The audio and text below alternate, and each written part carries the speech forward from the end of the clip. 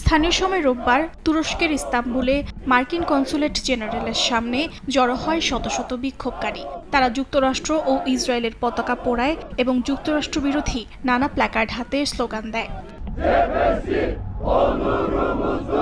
বিক্ষোভকারীরা মার্কিন president Donald Trump ও ইসরায়েলের প্রধানমন্ত্রী বিনিয়ামিন নেতানিয়াহুর ছবি আগুনে পুড়িয়ে প্রতিবাদ জানান। তাদের দাবি, ইরানের অভ্যন্তরীণ বিষয়ে যুক্তরাষ্ট্রের হস্তক্ষেপ বন্ধ করতে হবে।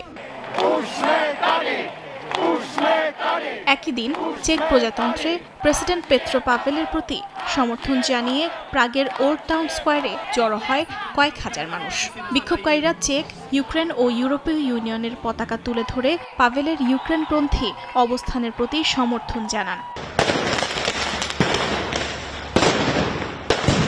বিক্ষোভে উত্তাল ইউরোপের দেশ ইতালিও। কমিউনিটি সেন্টার উচ্ছেদের প্রতিবাদে বিক্ষোভ হয়েছে দেশটির তুরিন শহরে।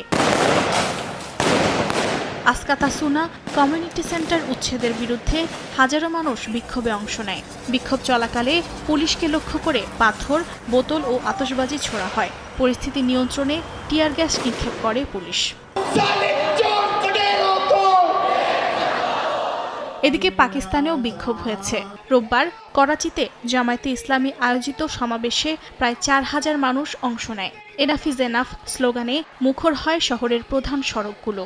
জানুয়ারিতে গুল প্লাজা শপিং মলে ভয়াবহ আগুনে অন্তত ৬৭ জন নিহত হওয়ার পর নগর কর্তৃপক্ষের ভূমিকা নিয়ে ক্ষোভ চরমে পৌঁছেছে। বিক্ষোভকারীরা নিহতদের পরিবার ও ক্ষতিগ্রস্ত ব্যবসায়ীদের ক্ষতিপূরণ দাবি করেন। অর্জিতা শেহজিন, সময় সংবাদ।